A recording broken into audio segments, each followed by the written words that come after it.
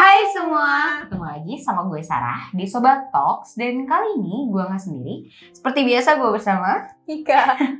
Jangan bosan-bosan, semoga kalian ya gak bosan sama kita berdua Iya, ya. benar. Nah sebelum gue lanjutin, kita mau bahas hal yang seru banget hari ini. Gue mau ingetin kalian untuk like, Komen, share, and subscribe. Belum see you on the next video belum? belum mulai. Nah, ini gue mau bahas sesuatu yang lagi sering, ya, nggak booming sih, nggak booming. Mungkin kita pernah dan sering ngalamin, Betul. tapi baru tahu itu istilahnya. Benar. Gitu. Dan gue pribadi cukup sering ngalamin hal ini, gitu, karena ya gitu. Apa? Pernah nggak sih nih ya? Pernah nggak sih pertanyaan? Pernah nggak sih lo jago banget nasehatin orang, ngajarin orang, ngasih quotes, ngasih kata-kata bijak, tapi buat diri lo sendiri nggak bisa gitu? Kayak sering deh. Kalau istilahnya pelatih tidak bermain. Iya kan? Gue kan sering banget dicurhatin masalah percintaan. Iya. Kita berdua. Lu sih lebih banyak. Gue sampai disebut pelatih. Iya, pelatih. Bener. Pelatih itu. Nah, gue sendiri bingung kadang kenapa gue jago banget ngasih tahu sama orang cara mempertahankan hubungan mereka, PDKT-an mereka, tapi gue masih jomblo sampai sekarang gitu. Kayak nggak ada gunanya lu ya gitu. Kenapa ya? Nah, kenapa ya? Kenapa kita tanya kita yang jawab nanti ya? Iya ya, nggak apa-apa biar teman-teman tahu juga kita belajar bareng. Nah, istilah ini dikemukakan oleh Grossman dan Ethan sebagai salah satu istilah yang digunakan ketika seseorang itu bisa nasehatin orang lain, bisa ngasih saran, bisa ngebantuin orang lain, ngasih quotes, ngasih wejangan gitu. Tapi sama diri sendiri nggak bisa. Benar. Nah itu kenapa sih kita bisa seperti itu? Itu akan dibahas di video kali ini. Sebelum kita lanjut nih ngejelasin Solomon Paradox itu apa, lu pernah gak sih ngalamin hal ini dan menurut lu alasannya apa? Oke. Menurut gue ya, ketika kita punya masalah pribadi nih, kita cenderung susah untuk ngelihat yang lain karena ya kita menempatkan diri kita di diri kita gitu, bukan dari sudut pandang orang lain yang nggak ngalamin masalah itu dan dia bisa ngasih perspektif terus beberapa advice mungkin ke kita gitu. Jadi karena ya susah gitu untuk kita bisa apa ya istilahnya, melihat ke diri kita sendiri. Benar. Kayak lo ngelihat baju lo deket banget kan, atau mata ada apa namanya, bulu mata jatuh ke dalam mata atau kotoran gitu kan, kita susah untuk ngelihat gitu. Kita tahu itu ada kotorannya, kita tahu kita pakai baju apa, tapi susah untuk ngelihat semuanya kecuali kalau misalnya kita diri di cermin atau kita tanya ke orang gitu, kayak baju gue gimana sih, mata gue ada bulu mata jatuh nggak di matanya gitu. Bahkan ketika lo udah ngaca di cermin, baju lo yang kelihatan itu lo sendiri nggak tahu itu bagus atau enggak gitu. Bener. Iya kan? Kayak sebenarnya baju ini nggak enak sih, enak apa enggak ya, juga lo bakal bingung gitu. Nah, ya kadang kita kalau ngelihat orang lain, kita lebih tahu kayak lo cocok sih, lo kayak gini, kayak lebih bisa gitu ya. Nah, itu ini dijelaskan dalam The Solomon Paradox gitu. Dijelaskan bahwa ketika kita mendengar masalah orang lain, mengetahui problem orang-orang di sekitar kita yang curhat, yang cerita AUEO gitu ya, kita itu bisa tahu masalahnya itu dan bisa ngasih sudut pandang yang lebih bijak, itu karena kita punya jarak sama masalahnya. Oke. Berarti karena kita biasanya kalau masalah pribadi itu kurang berjarak sama diri kita, maksudnya dari masalah kita sendiri, jadi kita kurang bisa melihat masalah itu dengan lebih luas ya. Benar. Jadi yang gue maksudkan dengan berjarak dengan masalah itu gini, misalnya lo punya hubungan toksik, gue ngedengerin nih lo punya hubungan toksik, nah gue kan istilahnya dalam kondisi netral. Gue dalam kondisi yang gue bisa ngelihat ini tuh masa lalu si orang yang toksik dan lo gitu. Nah gue nggak ada sangkut pautnya diri gue terlibat di dalam hal itu, nggak ada emosi yang terlibat, sehingga itu yang dikatakan jarak. Jadi kita bisa lebih bijak sama masalah orang karena kita punya jarak itu gitu. Dan menariknya lagi, kita jadi bisa melihat besar banget sudut pandang kita. Kadang kan kayak menurut gue bakal begini ya gitu. Jadi seolah-olah kita menempatkan diri kita di posisi orang lain, tapi dengan perspektif yang lebih banyak gitu. Mungkin itu juga kenapa kita kalau punya masalah itu cenderung buntu. Kayak gue nggak tahu harus gimana. Terus kita cerita ke orang, ke sahabat kita atau profesional atau orang yang kita percaya, terus kita jadi oh iya ya, bener-bener. Ada loh sudut pandang itu nih bener. yang gak gue lihat sebelumnya. Nah jadi ya itu The Solomon Paradox itu dimulai dengan kenyataan bahwa kita itu punya jarak sama masalah orang lain. Sedangkan sama masalah kita sendiri, kita tuh deket banget gitu. Kadang kita nggak tahu itu jaraknya gimana. Nah untuk tahu jarak kita sama masalah kita, itu bisa dilihat dari berbagai aspek. Oke. Nah yang pertama, ketika lu terlalu terus-menerus mikirin itu, aduh kayaknya pasangan gue toksik deh, kayak gue nggak berkembang deh sama dia, kayak dia terlalu posesif sama gue. Tapi kita cinta, gue cinta, gue sayang, gue nggak tahu harus ngapain, dan itu terus-menerus. Nah ujungnya ngapain? Nggak tahu harus ngapain. Nah itu karena kita terlalu dekat sama masalah, kita nggak ngambil jarak sama masalah itu. Jadi tenggelam dalam masalahnya. Sementara kalau lu yang ngalamin itu, gue pasti bakal ngasih advice. Coba lu lihat, lu tuh sebetulnya bisa berkembang loh. Bisa berkembang. Lu tuh bisa berkembang loh tanpa dia. Lu tuh sebelum kenal dia, lu sadar nggak sih kalau lu tuh keren? Kan? Benar-benar. Iya kita lebih jago pas udah deket sama orang gitu ya. Pas udah nyelesain masalah orang gue. Berarti selain pikiran juga terlibat feelings di situ ya, karena yang tadi lo bilang pikiran juga bisa mempengaruhi dan ada juga emosi-emosi yang bermain sehingga itu tuh tercipta jadi kayak semacam keadaan yang nggak bisa kita lepasin dari diri kita. Betul. Gitu. Ya, ini juga salah satu fakta yang diberikan sama Igor Grossman. Kalau kebijaksanaan individu sama dirinya dan orang lain itu asimetris, nggak sama, gitu, nggak kayak persegi, gitu. Ketika sama orang lain kita bisa, oh ya lo tuh harusnya mempertimbangkan kondisi ekonomi lo, gitu, kondisi kesehatan mental lo, fisik lo. Tapi sama diri sendiri. Gue bisa gitu ya kan, nggak, kurang bijaksana, jadi diri sendiri capek gitu. Seringkali kita seperti itu gitu. Nah menurut lo nih,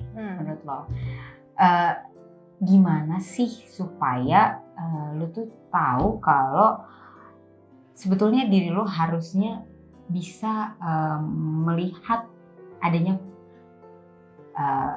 maksudnya diri lo bisa ngebantu diri lo gitu. Seperti halnya lo membantu orang lain. Kadang emang kita respect gitu. Kita punya banyak istilahnya, hal-hal yang bisa kita kasih untuk orang lain tapi kurang buat diri kita sendiri. Dan kalau menurut gue yang pertama adalah kita tahu dulu bahwa kita butuh untuk melihat diri kita. Kadang orang cenderung ngelihat yang lain tuh kayak dia kayak gini. Tapi dia lupa untuk refleksi, untuk melihat ke dirinya sendiri gitu. Bahwa kita punya masalah A, kita punya masalah B, dan pengetahuan apa aja nih yang kita punya untuk membantu kita. Misalnya kita cari tahu dulu emosi apa yang dimunculkan dari keadaan itu, dari masalah kita. Terus pikiran-pikiran apa yang mengganggu kita dari situasi tersebut. Apalagi tindakan apa yang kita lakukan misalnya untuk mengatasi hal itu. Lalu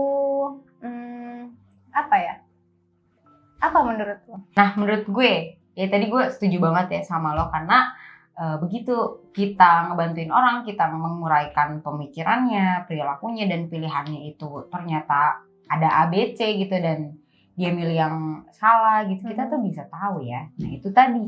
Jadi buat tahu gimana sih kita bisa nyelesain masalah kita seperti menyelesaikan masalah orang lain,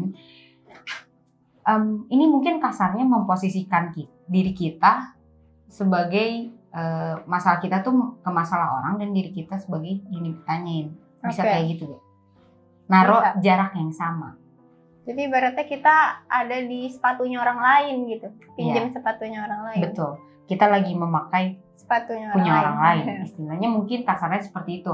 Atau kita ngasih jarak yang sama masalah kita dan orang lain dengan masalah kita dengan diri sendiri, atau kita sebut dengan self distancing. Memberikan jarak diri kita sama masalah kita. Gitu. Biasanya gini, ketika lu punya pasangan yang toksik, lu pengennya langsung beresin kan? Iya. Lu pengennya gue harus kelarin masalah ini, gue maunya punya kejelasan dalam hubungan gue harus tahu dia tuh sayang apa enggak sama gue. Tapi terus menerus dengan keyakinan yang ya udahlah dia kayaknya cinta sama gue gitu ya. Dia bisa berubah. Dia bisa berubah. Nah kayak gitu terus-terusan. Coba posisikan bahwa ketika masalah itu terjadi gitu, lu mundurin dulu masalahnya, jangan dilibatin diri lu langsung.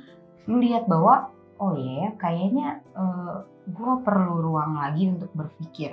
Mulai dari situ. Kayak lu tadi, perasaan emosi apa sih yang hadir? Apakah emosi ini harus gue keluarkan langsung atau enggak? Misalnya lu pasti kecewa, pasti marah gitu. Apakah gue harus udahlah gue beresin sekarang? Misalnya kayak gitu. Terlalu terburu-buru. Terlalu terburu-buru. Nah kita tuh sering kali terlalu terburu-buru. Benar. Kita terlalu seringkali menemukan jalan yang buntu karena kita nggak mau ngelihat jalan itu pelan-pelan. Kita nggak mau ngecek GPS dulu, istilahnya kayak gitu kalau zaman sekarang. Apa ada ranjaunya, nyasar gitu apa enggak? Nyasar apa enggak di depan buntu atau enggak. Pokoknya kita pengennya fokus kita nyampe. Padahal kita bisa ngecek dulu, kita bisa istirahat dulu, kita bisa ngumpulin energi buat jalan lagi, istilahnya kayak gitu. Nah itu yang dinamakan self distancing. Jadi lu naruh masalah lu, kalau lu bingung ya, gimana sih self distancing itu? Ya sama kayak lu ngebantuin orang lain aja. Taruh masalahnya sejauh lu naruh masalah orang lain. Nah self distancing ini bisa lu mulai dengan mempertanyakan beberapa hal sama diri lu. Yang pertama, mampu atau enggak cara berpikir lu, pengetahuan lu sama masa lalu. Gitu ya.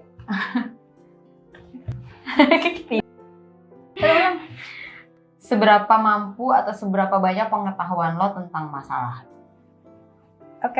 Mungkin yang kayak tadi sebelumnya gue bilang kali ya. Jadi kita cari tahu dulu nih masalah kita tuh apa. Gitu. Terus kayak kita berusaha untuk cari sebenarnya apa yang terjadi sama diri kita. Misalnya dengan banyak baca. Kan udah banyak ya sekarang kayak buku-buku self improvement, terus ada juga yang tentang berdamai dengan kesepian diri dan lain sebagainya gitu. Banyak banget buku yang bisa dibaca gitu untuk tahu nih, mengenali diri kita kayak gimana gitu. Dan kita juga bisa cari tahu lewat diri kita sendiri. Benar. Apa yang terjadi sama diri kita, lebih aware lagi. Kalau kita bisa segitu empatinya sama orang lain, kayak iya nggak apa-apa kok untuk sedih bla bla bla, kita juga bisa melakukan hal yang sama ke diri kita sendiri. Betul. Itu tadi penting banget ketika lo tahu pengetahuan. Mati.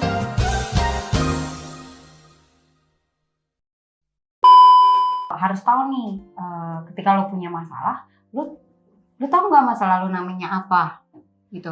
Toxic relationship misalnya. Tapi kan kita nggak semua orang mengenal itu istilahnya hubungan yang beracun, nggak tahu itu istilahnya toxic relationship gitu. Lo perlu baca, lo perlu nanya sana sini, lo perlu cari sumber yang bisa lo percaya kalau lo ada di dalam toxic relationship gitu. Jadi ya gitu, kalau lo punya masalah, lo harus ukur dulu, gue tuh tahu atau enggak ya masalah ini apaan. Benar. Atau mungkin yang dirasain gejala-gejalanya doang kadang. Benar. Dan nggak tahu sebenarnya gue kenapa sih, gue cuma ngerasain misalnya apa ya, kayak Stres. stres, terus harga diri rendah, terus kayak ngerasa gue salah mulu, Betul, gue pengen perasaan ngejar dia bersalah. mulu, dan lain sebagainya. Ya udah, akhirnya ketahu tuh namanya kan toxic Bener. relationship. Mikirnya ya wajar-wajar aja Mm-mm. gitu, akhirnya lo diemin gitu. Nah itu lo perlu tahu ya. Next lo harus mau untuk ngelihat perspektif orang lain, harus mau nanya sama perspektif orang lain gitu. Nah menurut lo penting gak sih nanya-nanya temen lo, guru lo, atau konselor misalnya? Penting kalau orangnya tepat. Bener. Jadi pastiin kalau menurut gue ya, orangnya yang lo ajak cerita adalah orang yang bisa jaga rahasia, terus orang yang bisa diajak diskusi. Karena kalau misalnya untuk berbagi perspektif, ketika lo cerita tuh orang maunya cuma ngasih advice doang, nggak enak banget. Bener. Kayak langsung lo harus kayak gini-gini dong, lo jangan bego, maksudnya lo jangan mudah dimanipulasi Bener. dan lain sebagainya gitu. Padahal orang yang di kondisi itu mungkin nggak mau gitu. Kayak ya gue tahu, gue juga nggak mau kayak gini nggak gitu. mau Ya? kayak gini gitu. Kenapa dikasih advice yang menyudutkan malah? Betul. Jadi pastikan orangnya tepat dan bisa diajak diskusi. Betul. Dan menurut gue perspektif orang lain juga perlu, karena kadang apa yang kita lihat itu, apa yang orang lain lihat itu nggak kita lihat. Bener. Jadi kita perlu menyadarkan diri kita dengan perspektif orang lain. Setuju. Ya seringkali kita ngerasa bahwa gue kan bisa bantu orang. Of course gue akan bisa bantu diri gue sendiri. Gue punya sudut pandang sama masalah gue sendiri. Jadi gue nggak perlu nanya orang lain. Seringkali orang-orang yang banyak ngebantu tuh mungkin kayak gitu. Nah ini balik lagi, ketika lo nanya orang lain bukan tujuan untuk dia yang nyelesain masalah lo, tapi mencoba ngelihat bahwa orang lain tuh punya perspektif apa sih sama problem gue. Kira-kira teman-teman gue gimana ya kalau gue kasih tahu kalau cowok gue suka mukul misalnya gitu. Ya kan, ketika mereka agak setuju, mereka ngasih tahu bahwa itu salah, itu toksik. Nah, lo akan mulai aware, oh, gue nih kayaknya salah, ada yang gak beres dari hubungan gue. Itu jadi salah satu trigger bahwa lo harus menyelesaikan masalah lo. Dan biasanya mereka juga ngasih apa ya, teman-teman atau sahabat lo yang baik bakal memberikan dukungan juga. Benar. Jadi lo nggak ngerasa sendirian untuk Benar. menyelesaikan masalah. Nah yang terakhir, melihat kemungkinan dan perubahan. Oke, menurut gue itu lebih ke pertimbangan risiko juga sih. Jadi kayak apa yang memungkinkan kalau misalnya kita tetap bertahan dalam hubungan itu. Terus kita juga kan tadi udah diperkaya sama pengetahuan, banyak baca, banyak nanya, sama yang lebih tahu. Terus dapat juga perspektif dari teman-teman sekitar atau mungkin dari konselor gitu kan. Nah kita bisa mulai mempertimbangkan kira-kira kalau misalnya kita tetap dalam toxic relationship itu bakal kayak gimana ya. Kalau misalnya kita memilih untuk keluar, apa aja sih konsekuensi yang bakal gue dapetin dan lain sebagainya gitu. Dan ya kita perlu mempertimbangkan juga kira-kira siap enggak dengan konsekuensi itu. Ya ini tuh sering banget ya kalau misalnya orang lain cerita masalah sama kita, kayak lu punya pilihan yang begini dan konsekuensinya akan begini. Kita pintar banget nih sama orang kayak gitu. Terus kita juga bilang ke orang lain, someone love you, orang yang mencintai lo nggak akan nyakitin lo, misalnya kayak gitu. Tapi ke diri sendiri nggak bisa gitu. Nah, bener. Taruh ini di diri lo, mulai melihat bahwa oh ya lo juga punya pilihan, lo juga bisa ngambil banyak banget pilihan yang bikin lo lebih bahagia dari saat ini. Lakuin itu gitu. Jadi ya lo harus ngelihat masalah lo sebagai sesuatu yang perlu lo selesaikan. Ya, ketika lo ketika lo melakukan self distancing itu nggak berarti masalahnya lo tinggalin. Beda ya. Lo menaruh masalah itu sedikit lebih jauh dan melihat bagaimana orang lain itu gimana sih? Apakah gue punya pengetahuan yang cukup atau enggak? Punya pilihan apa aja, resikonya gimana gitu. Itu bedanya. Nah, ini yang terakhir ya, mungkin ketika kita bahagia nih, perlu nggak sih kita ngelakuin self distancing? Kalau menurut gue enggak, karena kalau kita melakukan, kan itu juga berkaitan sama emosi. Kalau misalnya kita melakukan self distancing untuk emosi negatif, itu kan kita juga akan sedikit menjauhi dia gitu. Kayak kita sedikit melepaskan diri kita dari masalah, dan emosi negatif juga akan sedikit Berkurang, berjarak gitu loh, mengurangi stres dan lain sebagainya. Kalau misalnya kita bahagia dan kita melakukan self distancing tadi, menurut gue akan mengurangi rasa bahagia juga. Jadi kalau bahagia Bahagia, ya bahagia aja. aja, nikmatin aja yang ada gitu. Ya, jadi in case self distancing ini lo lakuin ketika lo punya masalah yang itu membawa emosi negatif sama diri lo. Ya ketika lo lagi happy, ya udah biasa aja.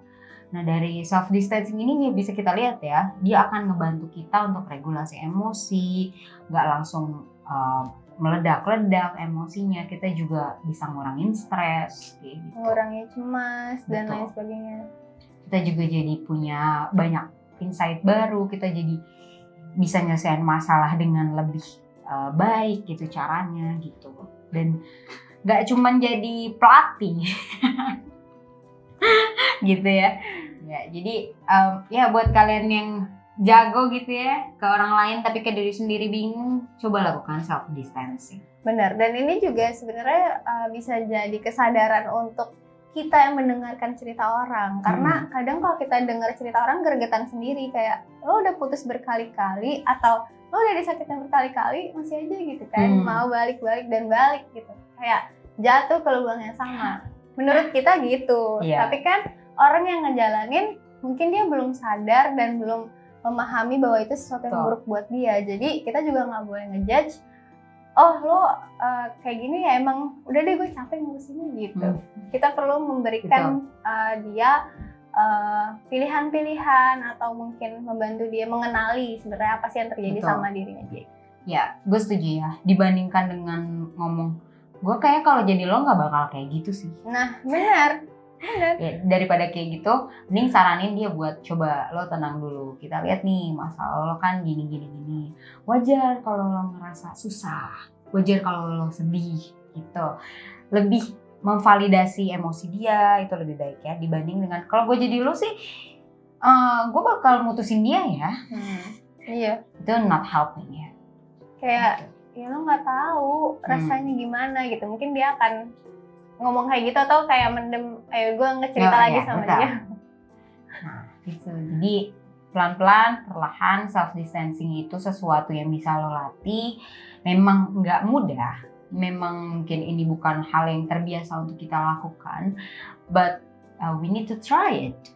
Ya kita harus nyoba hal ini karena hal ini bakal berguna banget di hidup lo gitu.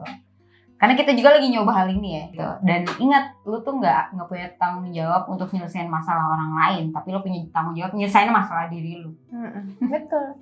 Banyak-banyak ngaca. Benar. Biar tahu. Baju ini bagus apa enggak gitu. Matanya ada bulu mata jatuh apa enggak. Nah, mungkin segitu aja ya. Semoga bisa bermanfaat buat teman-teman semua. Jangan lupa like, comment, share, and subscribe. See you in the next video. Bye-bye.